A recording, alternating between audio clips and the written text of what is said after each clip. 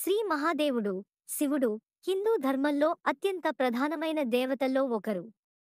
ఆయన గురించి ఆసక్తికరమైన కొన్ని విషయాలు ఇక్కడ ఉన్నాయి. త్రిమూర్తిలో భాగం. హిందూ త్రిమూర్తి, శివుడు బ్రహ్మ, సృష్టికర్త, విష్ణు, పోషకుడు తో కలిసి హిందూ త్రిమూర్తిగా ఉన్నారు. ఈ త్రిమూర్తి సృష్టి, స్థితి, లయలను నిర్వహిస్తారు. శివుడు లయకారుడు మరియు రూపాంతరకారుడు. అనేక పేర్లు మరియు రూపాలు.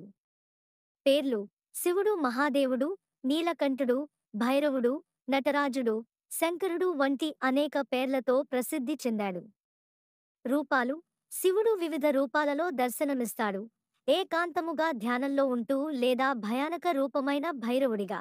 ప్రతీకలతో కూడిన లక్షణాలు: త్రిశూలం: ఇది మూడు లోకాలను, భౌతిక, ఆస్ట్రల్, కారణిక, నియంత్రించే శక్తిని సూచిస్తుంది.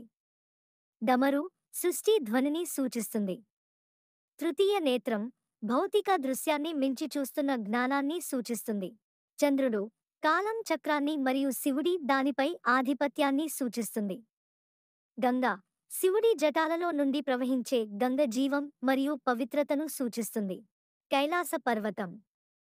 నివాసం: శివుడి నివాస స్థలం కైలాస పర్వతం. అక్కడ ఆయన తన సతీమణి పార్వతి మరియు వారి కుమారులు గణేశుడు, కార్తికేయుడితో నివసిస్తాడు.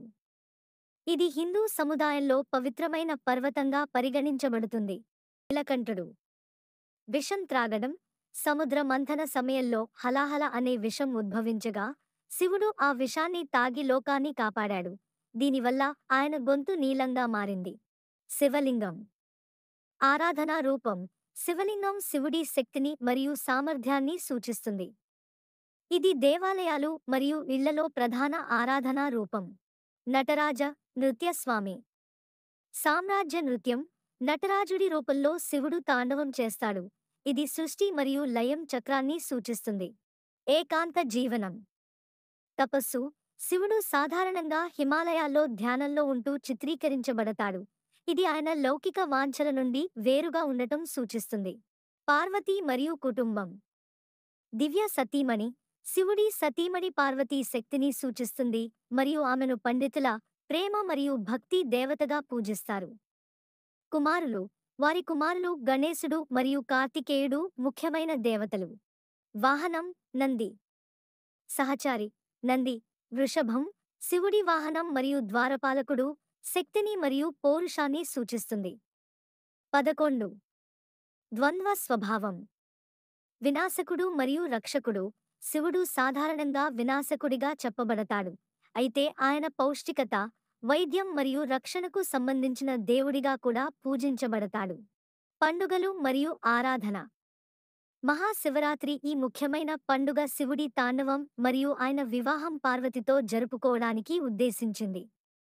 భక్తులు ఉపవాసం ఉంటారు మరియు రాత్రంతా ప్రార్థనలు చేస్తారు. స్థలాల యాత్ర స్థలాలు: వారణాసి, అమర్నాథ్ మరియు 12 జ్యోతిర్లింగ దేవాలయాలు శివ భక్తులకు అత్యంత పవిత్ర స్థలాలు.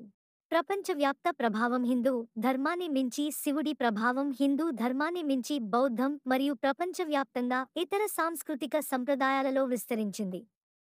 శివుడు సృష్టి వినాశనం మరియు రూపాంతరం యొక్క సంక్లిష్టతలను ప్రతిబింబించే దేవుడు. హిందూ ఆధ్యాత్మికత మరియు పౌరాణిక సాహిత్యంలో అత్యంత ప్రధానమైన దేవతగా ఉన్నారు.